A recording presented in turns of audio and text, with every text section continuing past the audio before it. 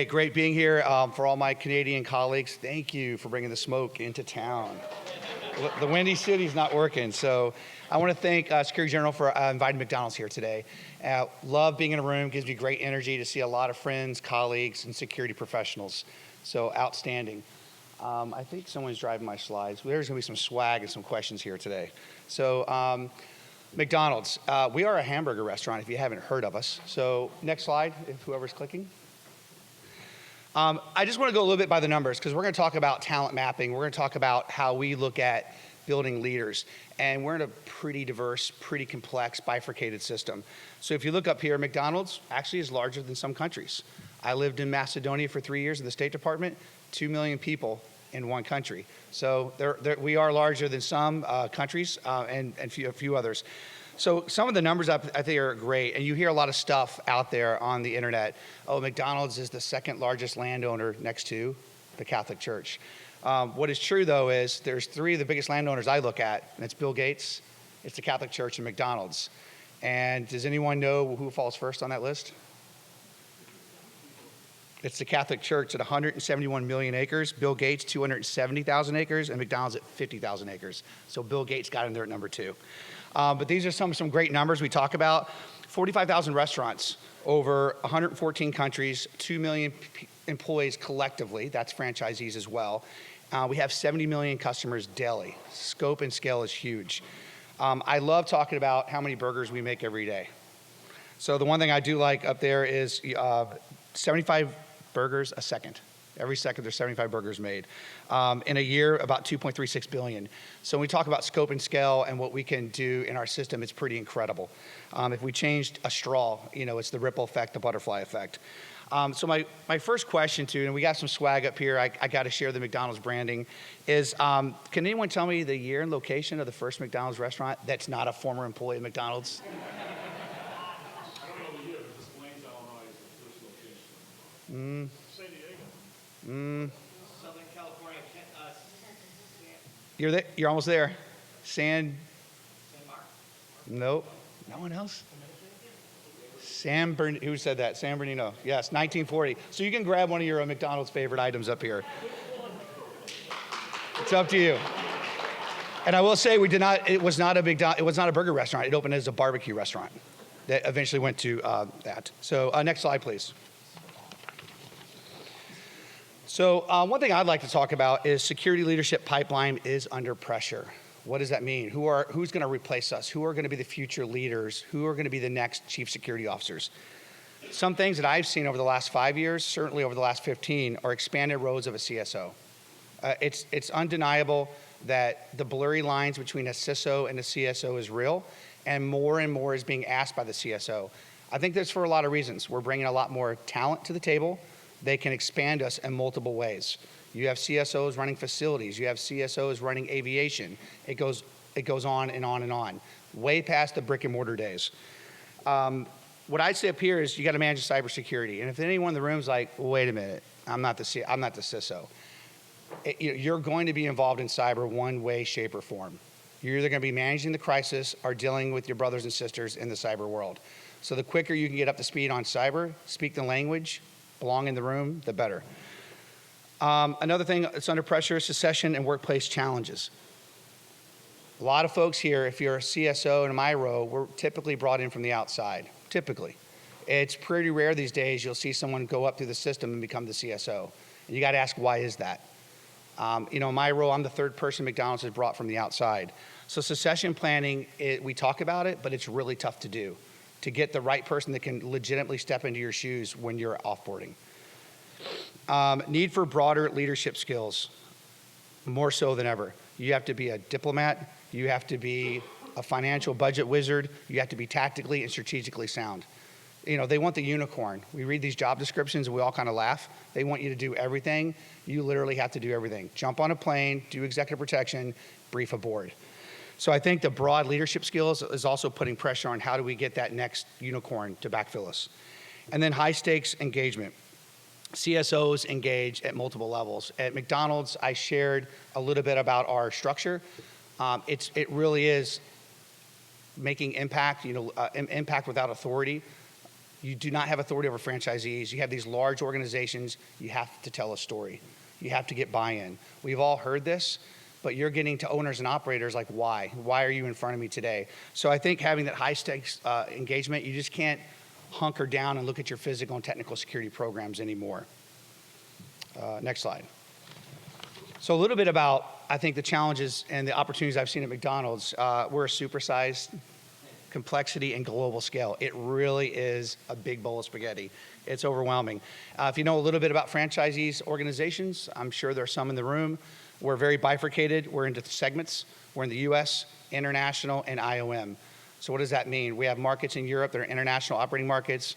Most of the world are IDLs, independent or international direct licensees, and then McOpCo, McDonald's owned. They're all different. They have segment leaders. A lot of them I don't have authority over, but I have responsibility for.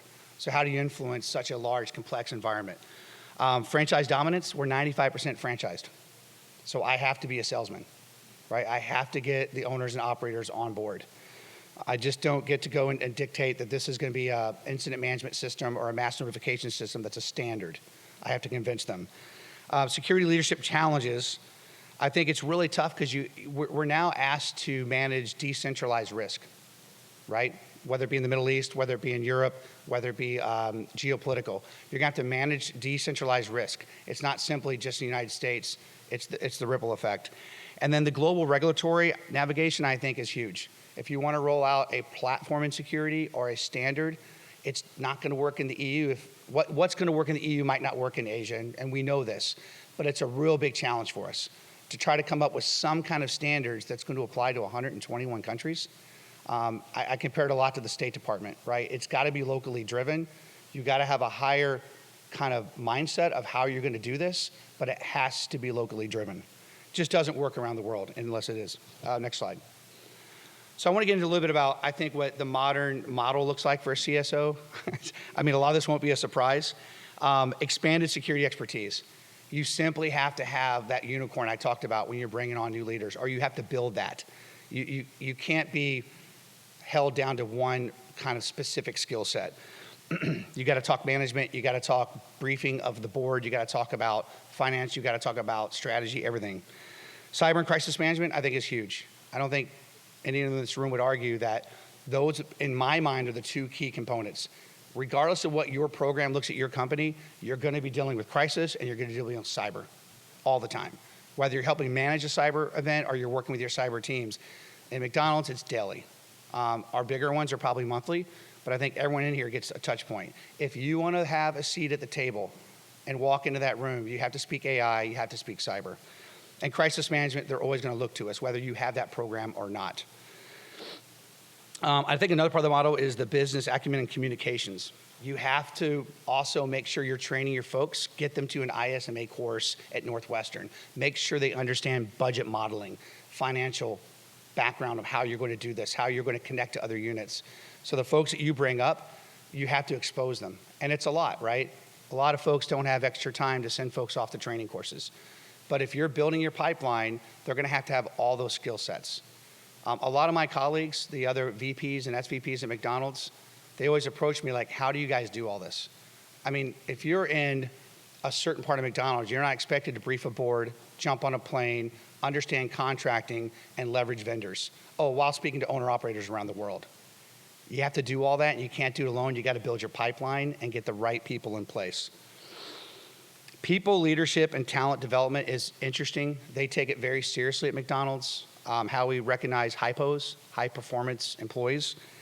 So you have to build that resilient global team through a thoughtful process, effective leadership, and growth talent strategies. Some things we do are exchange programs.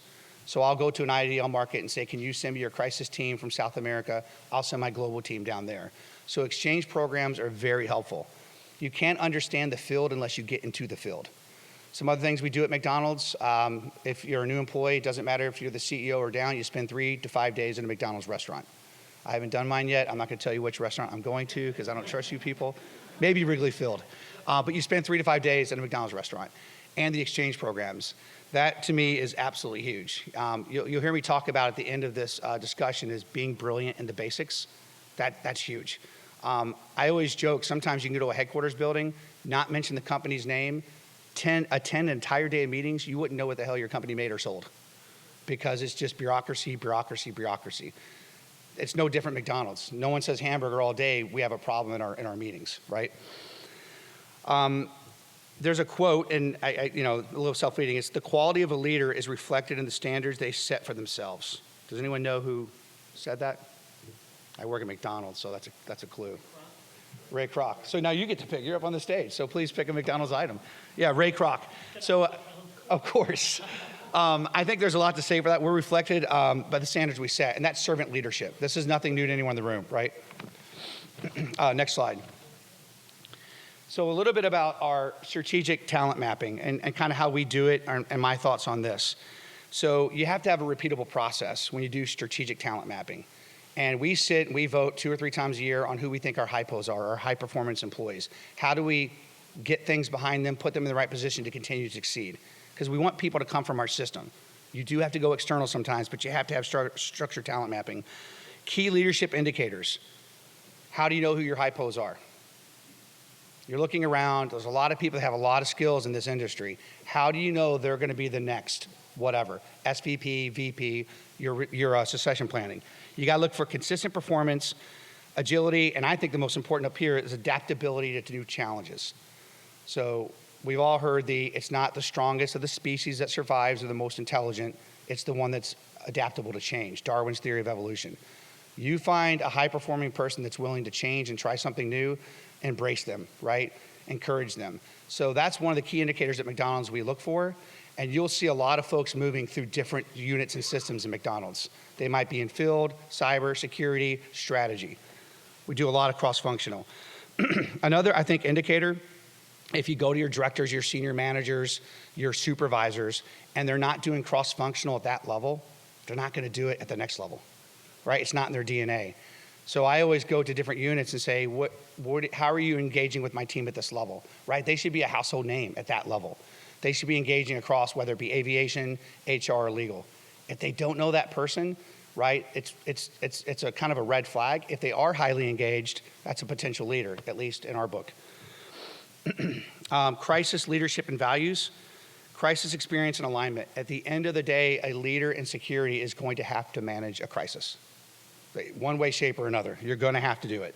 I've got one other quote here on this slide, and it's a great quote. You're only as good as the people you hire. You're only as good as the people you hire. It's a direct reflection of us, whether we bring them internally or externally. Anyone know who said that? There we go. It was a softball. You can grab something up there, sir. Ray Kroc. That was a softball one there. So next slide, please. So how do we do this at McDonald's? What I think is really important is finding critical assignments and exposure opportunities, right? If you found the person that's open for change, looking for new opportunity, they're hitting all the markers, you have to get them in the right roles. You have to do those exchange programs I talked about. I'm a big fan of that. Get them in the field, put them with the IDLs, get them over to Europe, wherever it is, and do those critical assignments. Crisis leadership. If you have a mid-level crisis, you have an opportunity to brief someone, get your manager to brief it, your director. Don't take the air out of the room and brief it yourself. Get them those experiences. A lot of times when we sit in rooms and we vote on who should be the succession planning, I see names on the board. I'm like, how do I vote on someone I've never even heard of? I've never even seen this girl. And that's on us, right, as leaders. So how do I get my team exposed to the other leaders at McDonald's? Because they're not going to be able to support them if they've never heard of them and they've never seen them. International exposure in our world is massive. If you don't understand the owners and operators in 121 countries, how can you support the field? How can you support operations? So international exposure for us is getting them on trips, getting them on exchange programs is huge. Do not run a crisis from Chicago, right? You have to get out, taste it, and see it. Executive presentation skills, give them the opportunity as well. You can have the best employee on your team, but if they cannot deliver that speech, and when I say that speech, 2 to 3 minutes, right? The bluff, bottom line up front. Has anyone gotten 35 minutes with their board? Has anyone got more than 5 minutes with the board? You're in, you're out, you got a 5-minute slot. My CEO, Chris Kay, says, if I can't read on my cell phone, don't send it to me, Bart. They work off their cell phones. So you have to get your team, I know security guys like to talk, you have to get your team where they're very concise, right? Executive summaries is what it's all about. Read further if you need details. And then the mentoring and sponsorship. We have a great mentoring program. I make sure that all my folks have onboarding buddies from someone outside of security, right? They're going to spend time with sustainability. They're going to spend time with impact. That's very important. One thing I think is important too is that we talk about working in a restaurant. We have a lot of opportunity in McDonald's because of our size. But one great stat is we've heard of 1 in 8. Has anyone heard of 1 in 8? I know Jerome has. But I didn't. My first day, it was on a poster in the elevator. 1 out of every 8 Americans has worked at a McDonald's. 1 out of every 8 Americans. So we can lean into that. Someone has always touched McDonald's, has been part of their life. So a lot of our employees are 1 in 8ers. They came up in high school or college working at a McDonald's, right? It's buy into the brand.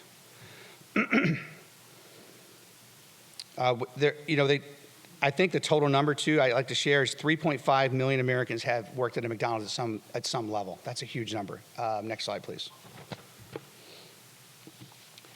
So I know this is a bit like speed dating. I mean, when the SJA said, hey, could you come speak? They said, what would you like to talk about? I was like, really? I mean, I'll talk about bourbon diplomacy. I'll talk about Kentucky bourbon and adult libations forever. But I thought this would be more appropriate. So this is what we got to. Here are my key takeaways, I think, when we talk about building talent. So future-ready leadership. And that really is future-ready leadership. Can they replace you today or tomorrow? Security leaders must navigate global risk, understand geopolitical politics, understand diverse stakeholders. It doesn't get any more diverse than McDonald's. I had a Japanese security officer call me yesterday. Didn't even know where the conversation was going to go or end, right? I have to be very diverse every day on what I'm supporting in the field. Talent development pathways. Don't just hope and pray that the people under you are just going to develop. Get them to the courses. Get them exposure. Get them on exchange programs. Get them in other business units. If they don't understand your business model, stick them over a strategy, right? It doesn't happen by chance. You have to plan out talent development pathways. The cross-functional global experience I've already hit on several times. You've got to find ways to partner up and get your folks into different mindsets, right? You want them to own the room. You want them to develop and hopefully one day replace you. Building organizational resilience. If you're always going outside for managers, directors, senior managers, VPs, you probably got a problem, right? You're not building a lot of resilience. And it's hard to do that because in this day and age, what happens after 3 years in corporate? People jump. People jump.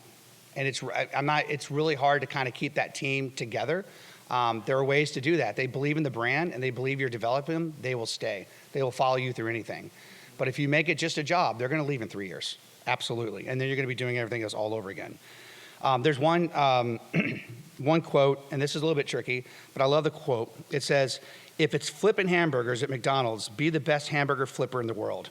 Whatever you do, you have to master your craft. Who said that? No. I'm getting weird on you, this one. He's a rapper. I'll let you know that. Snoop Dogg. Snoop Dogg. I don't know if he's a 1 in 8. That's a good question. Snoop Dogg. His philosophy of dedication to excellence in my profession was that quote. And someone else said something very similar. Be brilliant in the basics. Do we know which general was very famous in his book for be brilliant in the basics? If I'm a 4-star Marine Corps general, I got to know what the rifleman's doing. Marine Corps general, let's go. Not Army. Mattis, whoever said that back there, come collect your gift. Mad Dog Mattis, it's a great book. It's called Call Sign Chaos. Highly recommend you read it.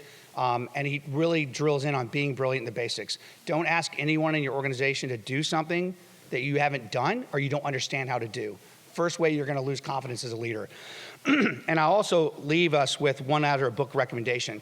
Everything I've been talking about is how do we get everyone ready to step up. My recommendation, one of the best books I've read is You're It. I'm sure most people in this room are familiar with that. You're It is from Leonard J. Marcus. It's about crisis change and how to lead. I give a copy of this book to every one of my C-suite members. I did it at Frontier Communications. I did it at McDonald's. And the consensus is, hey, I'm just a director over in strategy. You might be the senior officer that day. So everyone in this room, you have to be ready when it's your time to be You're It. Highly recommend the book. With that, I would just open this up for any questions, engagements, any thoughts on what we've covered. I don't even know where I'm at on time, by the way. You ask the question, you get the grimace. Next slide. You can go to the next slide. That finishes it up. What country has the best McDonald's? Menu. Venue or Menu. menu? Like, 'cause they're all, well, Yeah, he makes a great point. So we are locally driven. If you don't know, every country can have its own unique. So Japan has the teriyaki burger. They serve beer in Germany. I think the Dutch have the Dutch waffle fries. You know, I'm partial to the Japanese menu. They have some amazing ideas over there. But we have the only international McDonald's in the United States here in Chicago, which serves those menu items. So while you're here, stop by. It's public facing, and they'll have different international menu items. I think we're serving the onion cheeseburger from Germany this month. So I lived here and I didn't know that. there you go. I did not know that. Yes, sir. So you cited the 1 and 8 as being a positive, right? But what about the 1 and 8 that maybe had a negative experience with McDonald's? How do you guys handle that headwind? I mean, yeah, that's a great question. You know, honestly, I'm about 6 months into my tenure. We did worldwide convention in Vegas, about 20,000 McDonald's maniacs. We came across a lot of 1 and 8ers. There's a whole 1 and 8 story. Positive or negative, they always took away, it was like their first job, their second job. So you learn something from bad experiences as well. They might have had a bad supervisor at that McDonald's restaurant, but they took something away from it. But it taught them process, it taught them responsibility. And that's the whole thing when high schoolers and college kids get that job at McDonald's, it's one of the first experiences that they're in a system, right? And it's a very kind of set system. So I think even a bad experience leads to a life experience.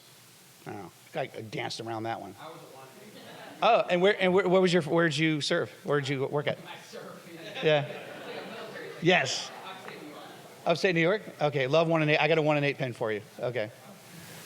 Yes. What keeps you awake at night?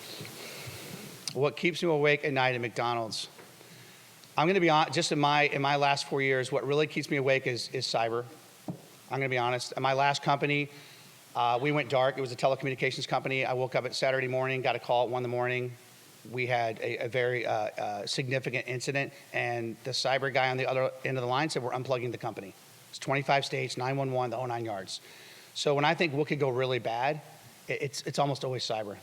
I mean, it's not the active shooter and all that's possible, but when you wake up and you have no comms, and I went through this, and we weren't ready. When your MCD.com is dark, you don't have Teams. Do you have out-of-band comms? Do you have redundant comms? Have you thought through this? We certainly didn't, and I've seen companies go dark, the entire company. So that to me is my worst nightmare because everything stops and your stock goes way down. I think second to that would be executive protection. Something significant happening to your CEO or one of your senior board members. That's a pretty big impact. Great. Well, I'm loving it. Yep. I'm loving it, man. Yep. You mentioned your position for the last few times has always come from the outside. Yeah. What do you think it is about that skills gap that you are unable to create inside the security team? You need to bring in someone with that uniform experience. Yeah. So McDonald's is they love promoting from within. It's a big family culture.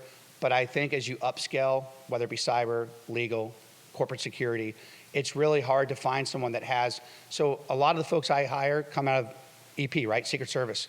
You just bought 25 years of experience on day one.